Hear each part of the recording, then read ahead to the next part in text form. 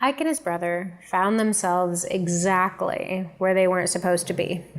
It was full of gears and chemicals and fumes and knives and everything that could poke your eye out, kid.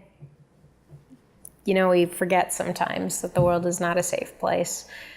We're 70 years into what historians call a long peace, where we haven't seen annihilation on a mass scale since World War II. Because out of those trenches and those minefields and those bullets and those bombs came a yearning for peace that was partially delivered by a man who had seen not one, but 2 world wars.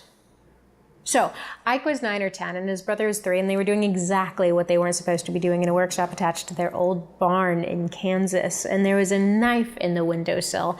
And Ike noticed this and he moved it out of the way like a good brother, and then sat down and played a game by himself.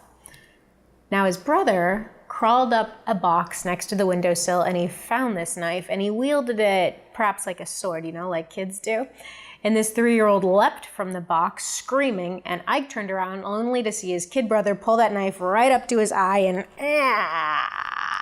and now, as Ike tells it, his brother went on to graduate as an engineer and picked up a job in newspapers. His blind eye had not bothered him much, but Ike had always thought, if he had just been a little bit more alert, he could have stopped the whole incident. And this was an anecdote by the Chicago Tribune in 1967, as you might have guessed, regarding the 34th President of the United States, Dwight D. Eisenhower, a man who picked up the pieces of a grieving world, a man who demanded that camera crews document the concentration camps to convict the Nazis, a man who opposed the bombings of Hiroshima and Nagasaki, and a man who shipped in 400,000 tons of food for German civilians at a time after the war when the rest of the world saw the German civilians as monsters. There are people who, without a second thought, pick up their responsibilities and do what is needed. And that's Duncan. He's a powerhouse. There's a reason his ears are oxen. He is the strongest kid because he spends his day plowing and tilling and planting and weeding and harvesting. And it's very physical labor, but he revels in the physicality of it. And from time to time, he'll head out into the jungle to scout a path to the mountaintop or to help Tess find some medicinal herbs. And when the kids have problems, when Juniper's accidentally molded half the potato crop, or Connor's stuck on the side of a cliff, or Marcy is just straight up lost in the jungle again, Duncan is there to bail them out because everyone's problems are his problems. And so Duncan is the definition of dependable. He's a man of the hearth. His door is always open. Dinner is always roasting on the fire. And he's always there to give a word of real, honest advice. And you do need people like that, even though the whole without being asked thing can get annoying when you think you've got things under control. And he's right. He's right 95% of the time, which means he thinks he's always right. And when you disagree with him, you need to explain yourself 3 times over, and he still may not believe you. Juniper rarely listens to him, but when he gets in her way, it is explosive, and Connor rarely tells him anything because he'll just safety first it into oblivion. But he still has his way of keeping tabs.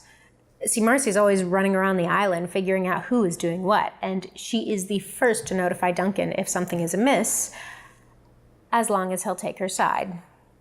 And Duncan is really consistent on what side he'll come down on.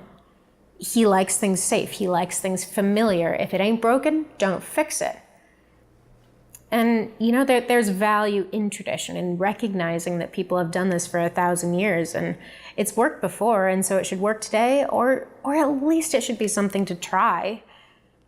And the thing about tradition is, look, it's based on knowledge. It's basically intergenerational trial and error. You know which berries are good because somebody before you ate them and didn't die. Or did. But for that to work, you have to respect the person telling you which berries are good, and you have to invest the time to listen and to learn. You don't just walk into a guy's garage and tell him how to fix his car when you can't even drive stick. Respect and expertise matter to Duncan, and so despite his intrusive attitudes, he doesn't take well to others telling him what to do or how to do it.